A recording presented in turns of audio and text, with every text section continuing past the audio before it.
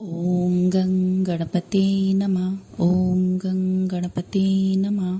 ओम नमः शिवाय। 21वां अध्याय पूर्णमासी व्रत की कथा। सनत कुमार ने भगवान शंकर से पूछा कि हे प्रभु, आप अब मुझे पूर्णमासी की विधि बताने की कृपा करें। भगवान शिव जी बोले कि हे तात, श्रावण शुक्ल पूर्णिमा को वेदोत्सर्जन उपाकर्म होता है या फिर पौष माह की पूर्णिमा को यह उपाकर्म किया जाता है। उत्सर्जन में पौष माह या माघ माह की प्रतिपदा तिथि या रोहिणी नक्षत्र बताया गया है। दूसरा समय अपनी अपनी शाखा के अनुसार उत्सर्जन और उपाकर्म दोनों एक ही समय करने उत्तम कहे गए हैं। इसीलिए श्रावण मास पूर्णिमा के दिन उत्सर्जन उचित है तथा शाखार्थी उपाकर्म में श्रवण नक्षत्र उचित है।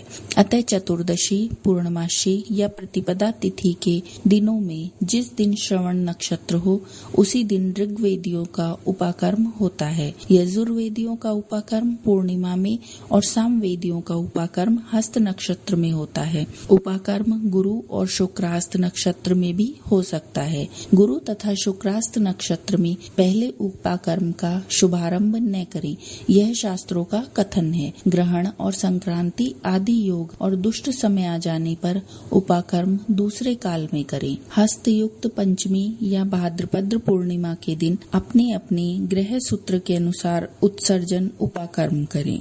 मल मास में शुद्ध पक्ष में उत्सर्जन उपाकर्म करना चाहिए। यह दोनों उत्सर्जन उपाकर्म नित्य हैं। इनको प्रतिवर्ष नियम से करना चाहिए। उपाकर्म की समाप्ति पर द्विजातियों के समक्ष उसी सभा में श्रेष्ठ सभादीप समर्पण करना चाहिए। उसे आचार्य या अन्य ब्राह्मण को दे देना चाहिए। प्रथम सोने, चांदी या तांबे के पात्र में 1 किलोग्राम गेहूं रखकर उसके ऊपर आटे का एक दिया रखें।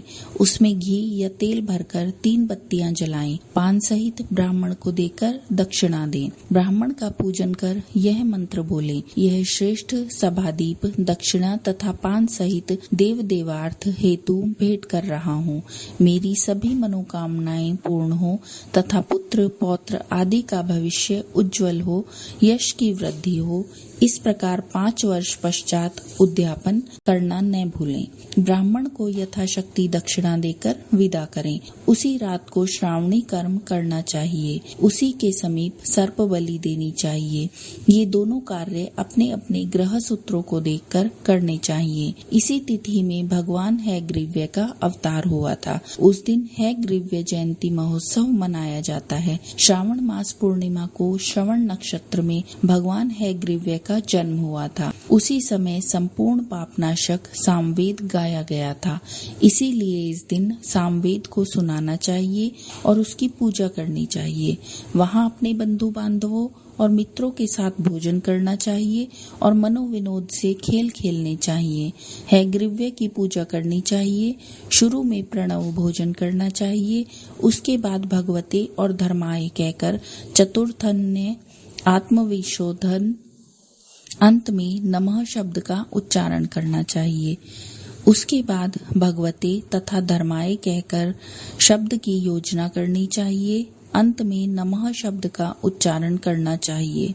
उसके बाद भगवते तथा धर्माय कहकर यह 18 अक्षरों का मंत्र सब सिद्धियों को प्रदान करने वाला तथा वश्य, मोहन आदि प्रयोगों का एक ही साधक मंत्र है। इसका पुरस्चरण अक्षर संख्या के अनुसार 18 लाख या 18,000 है, परंतु इस कलयुग में इसका चौगुना करना चाहिए। इस प्रकार करने से भगवान हैग्रीव्य प्रसन्न होते हैं और सभी कामनाएं पूर्ण करते हैं।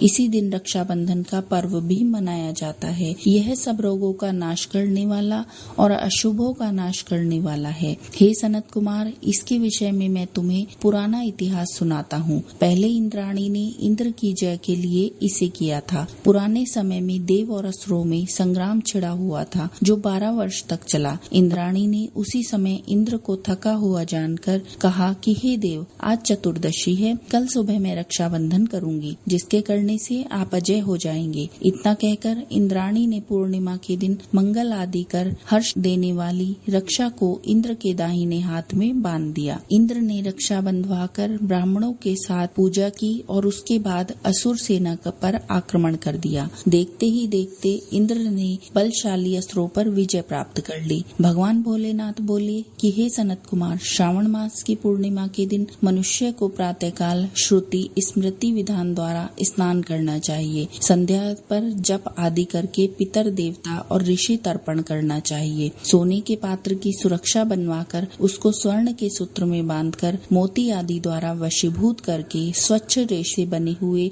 विचित्र ग्रंथि युक्त पत्र गुच्छों से सुशोभित सरसों और चावलों को अंदर रखकर आकर्षक बनाना चाहिए। वहां कलश रखकर उसके ऊपर पूर्ण पात्र में रक्षा रखनी चाहिए। सुंदर आसन पर सगे संबंधियों सहित बैठकर मंगल गान करना चाहिए। इसके बाद ये न बंधो बली राजा दानवेंद्रो महाबलः तेन त्वा वंदनामि रक्षे माचल मंत्र का उच्चारण करना चाहिए। ब्राह्मण, क्षत्रिय, वैश्य, शूद्र तथा अन्य व्यक्तियों को भी पहले ब्राह्मणों की पूजा करके रक्षाबंधन करना चाहिए। इस प्रकार जो रक्षाबंधन करता है वह सब दोषों से छूट जाता है। परंतु रक्षाबंधन का कार्य भद्रा नक्षत्र में कदापि नहीं करना चाहिए। भद्रा नक्षत्र में इसको करने से विपरीत फल की प्राप्ति होती है। इस प्रकार ये अध्याय समाप्त होता है। बोलो उमापति भगवान शंकर की जय।